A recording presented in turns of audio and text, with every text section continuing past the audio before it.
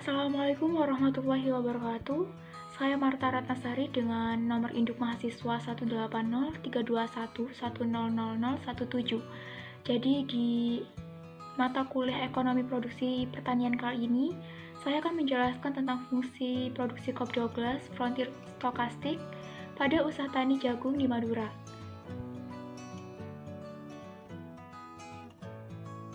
Pembahasan kali ini yaitu diantaranya yang pertama, mengetahui bentuk estimasi fungsi produksi Cobb-Douglas Frontier pada produksi jagung. Yang kedua yaitu mengetahui pengaruh variabel bebas, yaitu input terhadap produksi jagung. Dan yang ketiga yaitu mengetahui efisiensi teknik usaha tani jagung di Madura. Data input yang digunakan dalam analisis kali ini yaitu jumlah sampel data sebanyak 120 responden, variabel dependennya yaitu produksi jagung dengan satuan kuintal, dan variabel independennya yaitu diantaranya X1 yaitu benih dengan satuan kilogram, selanjutnya yaitu X2 yaitu tenaga kerja dengan satuan HUK, X3 yaitu pupuk kandang dengan satuan kilogram, dan X4 yaitu pupuk fosfat dengan satuan kilogram.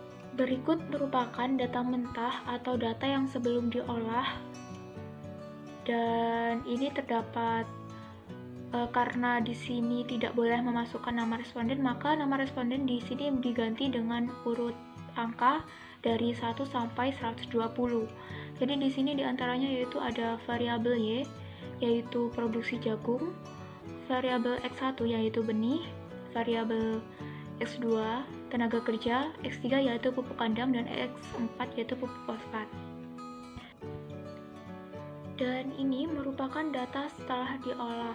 Jadi, dua angka di belakang nomor induk mahasiswa yaitu 17, maka saya mengalihkan variabel Y dan variabel X dikalikan dengan 17, maka diperoleh data sebagai berikut.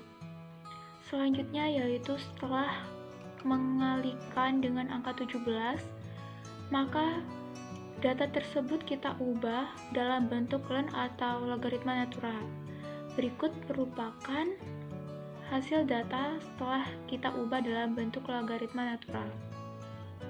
Setelah kita ubah dengan logaritma natural, kita mulai analisis dengan menggunakan program Frontier 4.1 dan dihasilkan data output dari program Frontier 4.1 dengan keterangan beta 0 merupakan konstanta, beta 1 merupakan X1 yaitu benih dengan satuan kilogram, beta 2 yaitu X2 yang merupakan tenaga kerja dengan satuan HUK, beta 3 merupakan pupuk X3 yang merupakan pupuk kandang dengan satuan kilogram, beta 4 merupakan X4 yaitu pupuk fosfat dengan satuan kilogram.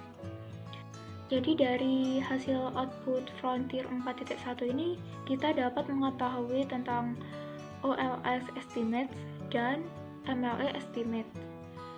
Berikut merupakan nilai LR test. Jadi nilai LR test ini merupakan nilai yang digunakan untuk mendeteksi apakah di lapangan tersebut terdapat kasus inefisiensi atau tidak. Jadi, terdapat hipotesisnya yaitu jika H0, maka tidak terdapat kasus inefisiensi pada usaha tani jagung tersebut.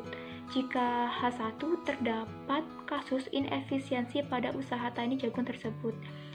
Dapat diketahui berdasarkan hasil analisis yang diperoleh nilai LR test sebesar 5,267 sementara nilai DF yaitu 2.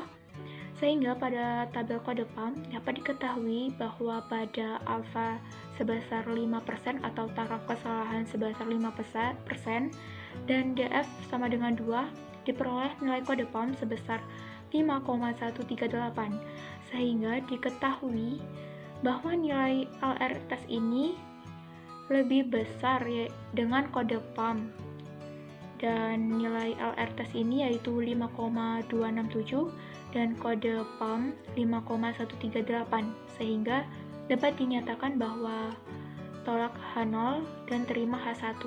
Jadi artinya terdapat kasus inefisiensi pada usaha tani jagung di Madura.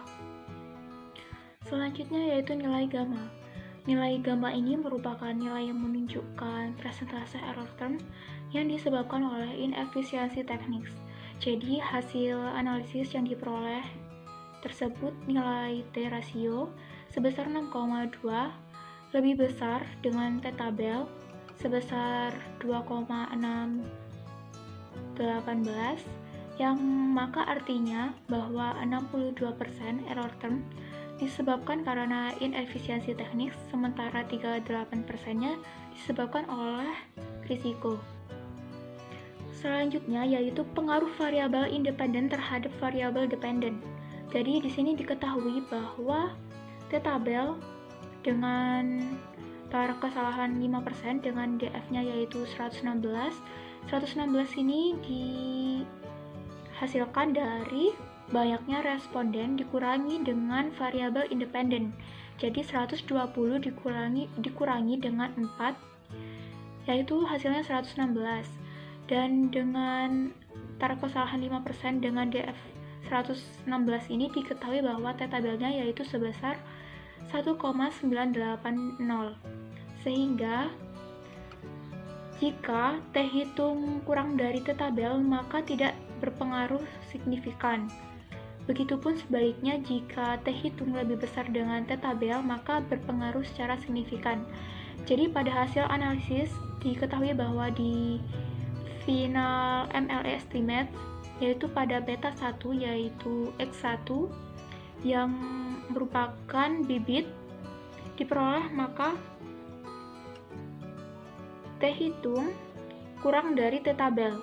Maka diartikan bahwa bibit tidak berpengaruh secara signifikan terhadap produksi jagung. Yang pada beta 2, yaitu X2 yang merupakan tenaga kerja, diperoleh hasil bahwa T hitung lebih besar dibandingkan dengan T-tabel. Jadi dapat diartikan bahwa tenaga kerja berpengaruh secara signifikan terhadap produksi jagung. Dan beta 3 yaitu X3 yang merupakan pupuk kandang, dihasilkan bahwa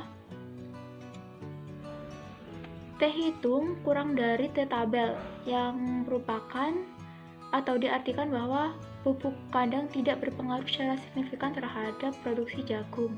Dan yang beta 4 yaitu variabel X4 yang merupakan pupuk fosfat, diketahui hasil bahwa T hitung lebih besar dibandingkan dengan T-tabel, maka dapat diartikan bahwa pupuk fosfat ini berpengaruh secara signifikan terhadap produksi jagung.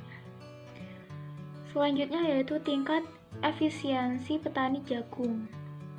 Jadi di technical efficiency estimate ini kita dapat mengetahui tingkat efisiensi petani jagung.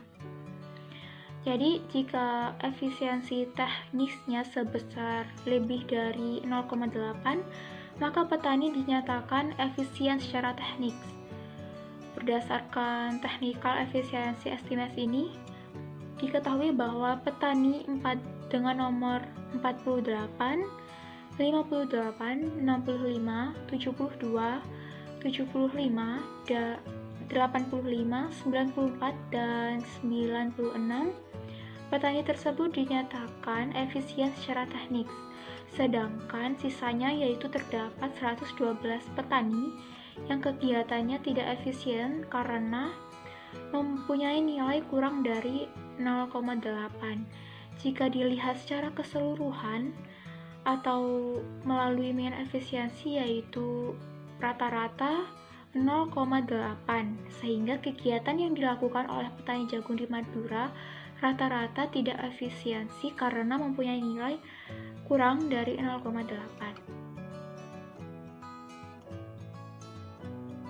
Jadi sekian video atau paparan tentang fungsi produksi Cobb-Douglas Frontier Stochastic yang dapat saya sampaikan. Apabila ada kesalahan saya mohon maaf. Terima kasih. Wassalamualaikum warahmatullahi wabarakatuh.